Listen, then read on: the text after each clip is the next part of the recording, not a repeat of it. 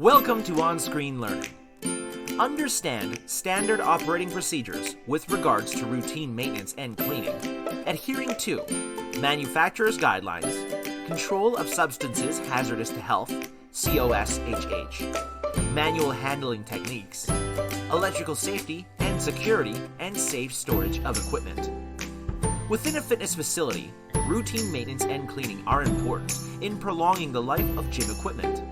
They will minimize the need for service calls and repairs, and ensure the safety of the equipment and therefore the customers.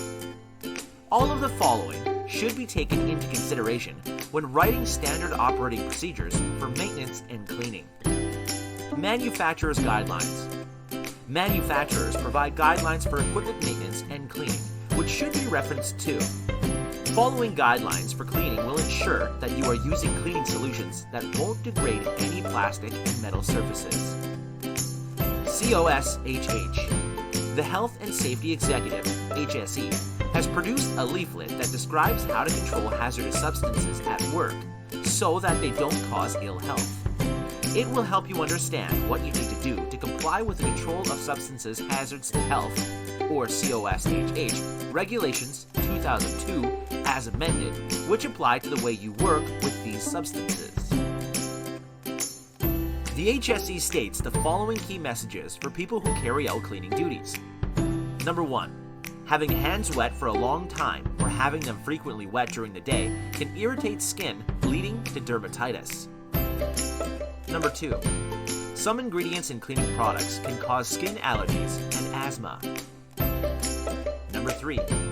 Some cleaning products are corrosive and can cause skin burns and eye damage. The HSE goes on to explain the things that can be done to prevent ill health. Number 1. Use work techniques that avoid or minimize contact with harmful substances and minimize leaks and spills. Number 2. Store cleaning products safely. Number 3. Use of personal protective equipment, or PPE, like protective gloves, aprons, and eye protection. Number 4. Practice good hand care. Remove contamination promptly, wash hands properly, dry thoroughly, and use skin creams regularly. Number 5. Keep the workplace well ventilated.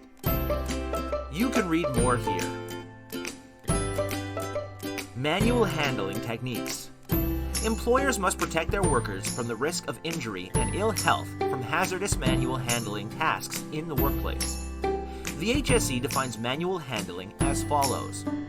Manual handling means transporting or supporting a load by hand or bodily force. It includes lifting, lowering, pushing, pulling, moving, or carrying a load. A load is a movable object, such as a box or package, a person or animal, or something being pushed or pulled. The HSE has produced a leaflet that describes the action that should be taken to reduce the risk of injury and ill health from musculoskeletal disorders. The manual handling regulations set out a clear hierarchy of actions that employers must take to prevent and manage the risks from hazardous manual handling as follows. Number 1. Avoid hazardous manual handling operations as far as reasonably practicable. Number 2. Assess the risk of injury to workers from any hazardous manual handling that can't be avoided. Number 3.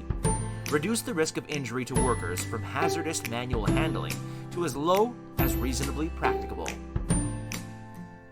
Employees have duties too. They should follow systems of work in place for their health and safety. Use properly any equipment provided for their health and safety. Cooperate with their employer on health and safety matters. Inform their employer if things change or if they identify hazardous handling activities. Take care to make sure their activities do not put others at risk.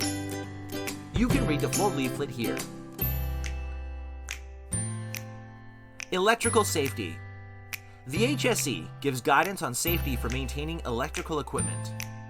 Equipment should be visually checked to spot early signs of damage or deterioration. In addition, it should be more thoroughly tested by a competent person.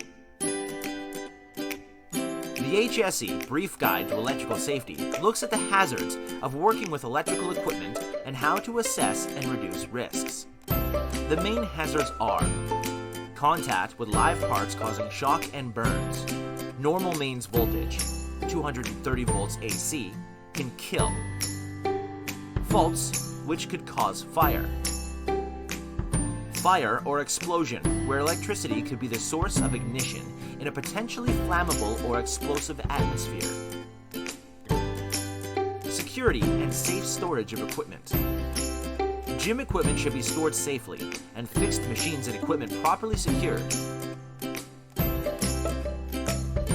Task: locate and read your organization's operating procedures in relation to routine maintenance and cleaning, adhering to manufacturer's guidelines, control of substances hazardous to health, COSHH, manual handling techniques, electrical safety and security, and safe storage of equipment.